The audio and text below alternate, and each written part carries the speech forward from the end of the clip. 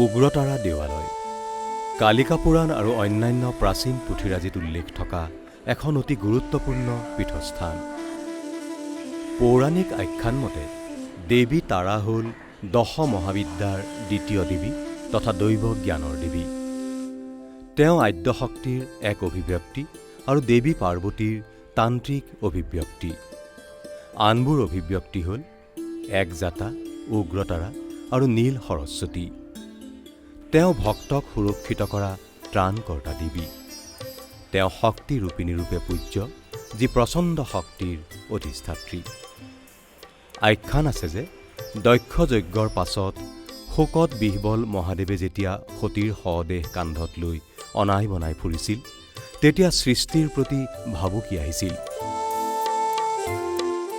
আৰু ইয়াতে শংকিত হৈ ভগৱান বিষ্ণুই তেওঁৰ সুদৰ্শন চক্ৰৰে সতীৰ দেহৰ অংগবোৰ বিচ্ছেদ কৰিছিল।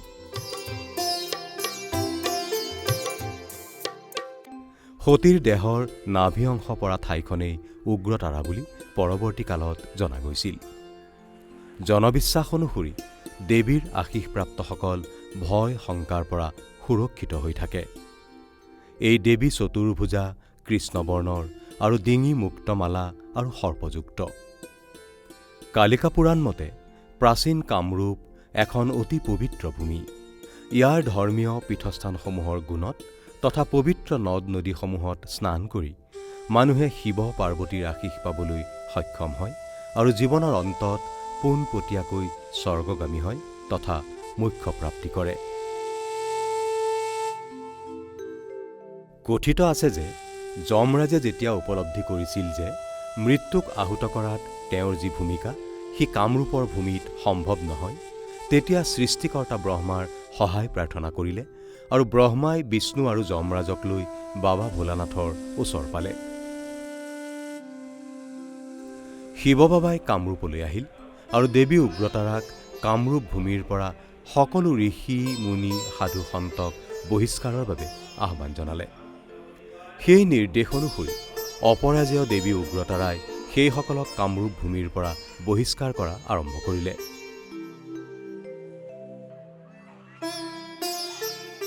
দেৱী তাৰাই ঋষি বশিষ্ঠক বহিষ্কাৰৰ চেষ্টা কৰাত মুনিবৰ ক্ৰোধান্বিত হ'ল আৰু স্বয়ং দেৱী তাৰাকে অভিশাপ দিলে যে তেওঁ কেৱল বাম পূজাৰেহে পূজিত হ'ব। ঋষি বশিষ্ঠৰ এই অভিশাপৰ প্ৰভাৱ প্ৰশমিত কৰাৰ বাবে পীঠৰ নাভিকুণ্ডৰ জল স্পৰ্শ কৰোঁতে ঋষি বশিষ্ঠৰ নাম মন্ত্ৰত আহ্বান কৰা হয়। দেৱী মা উগ্ৰতাৰাৰ মাহাত্ম্যৰ কথা জানিব পাৰি আহোম স্বৰ্গদেউ শিৱসিংহই ১৬৮৫ চন অৰ্থাৎ ১৬০৭ শতাব্দত এটা মন্দিৰ নিৰ্মাণৰ সিদ্ধান্ত গ্ৰহণ কৰে আৰু প্ৰায় ৮০৮ বিঘা মাটি মন্দিৰৰ নিয়মীয়া পূজা পাৰ্বণ তথা তত্বাৱধানৰ বাবে মন্দিৰলৈ দান দিয়ে। ইয়াৰ পাছত ১৭৩৮ চনত অৰ্থাৎ ১৬৬০ শতাব্দত স্বৰ্গদেউ শিৱসিংহৰ পত্নী ৰাণী ফুলেশ্বৰীয়ে জোৰ পুখুৰী খান্দি উলিয়াই মন্দিৰৰ পূজা পাতলৰ বাবে দান দিয়ে। এই দানৰ সবিশেষ উল্লেখ থকা শিলালিপি আজিও সংৰক্ষিত হৈ আছে। মন্দিৰৰ পূজা পাৰ্বণ নিয়মীয়াকৈ অনুষ্ঠিত কৰাৰ বাবে স্বৰ্গদেউ শিৱসিংহই সুদূৰ কনৌজৰ পৰা পঠিন্ন গোত্ৰৰ ব্ৰাহ্মণ আচাৰ্য বিনন্দদেৱক নিমন্ত্ৰণ কৰি আনিছিল আৰু তেওঁক নলবাৰী জিলাৰ দীঘেলী গাঁৱত সংস্থাপিত কৰিছিল। তদুপৰি সেইজনা স্বৰ্গদেৱে চাণ্ডিল্য গোত্ৰৰ আন দুজন ব্ৰাহ্মণ আচাৰ্য কবি ভূষণদেৱ আৰু আচাৰ্য ৰাম মিশ্ৰদেৱক পূজাৰী ৰূপে নিযুক্তি দি শুৱালকুছিত সংস্থাপিত কৰিছিল। শক্তিপীঠ হিচাপে উগ্ৰতাৰা দেৱালয়ত ম'হ, ছাগলী, পাৰ আদিৰ বলি দিয়াটো গ্ৰহণযোগ্য। অৱশ্যে যিসকল ভক্তই বলি দিবলৈ ইচ্ছুক নহয় তেওঁলোকেও বলি নিদিয়াকৈ প্ৰসাদ শ্ৰীমাৰ চৰণত আগবঢ়াব পাৰে। তদুপৰি নানাবিধ ফল, কোমোৰা আদিও দেৱীৰ বাবে উৎসৰ্গা কৰিব পাৰে। মন্দিৰৰ প্ৰসাদো ভক্তৰ ইচ্ছা অনুসৰি আমিষ বা নিৰামিষ হয়। বৰ্তমান জোৰপুখুৰীৰ দুয়োটা পুখুৰীতে নানা উন্নয়নমূলক তথা সৌন্দৰ্য বৰ্ধনৰ কাম হাতত লোৱা হৈছে। পুখুৰী দুয়োটাৰ পাৰতে উদ্যান গঢ়ি তোলা হৈছে আৰু তাতে পানীৰ ফোৱাৰা নিৰ্মাণ কৰা হৈছে।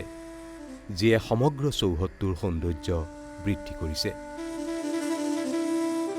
এই পুখুৰীত থকা ৰাজহাঁহ, পাতিহাঁহ, কাছ আৰু মাছৰ মুক্ত বিচৰণৰ লগতে অসংখ্য পাৰৰ উপস্থিতিয়ে এক দৃষ্টিনন্দন পৰিৱেশৰ সৃষ্টি কৰিছে। সন্ধিয়াৰ বৈদ্যুতিক আলোকসজ্জাই গোটেই পৰিৱেশটোৰে এক নতুন মাত্ৰা প্ৰদান কৰিছে।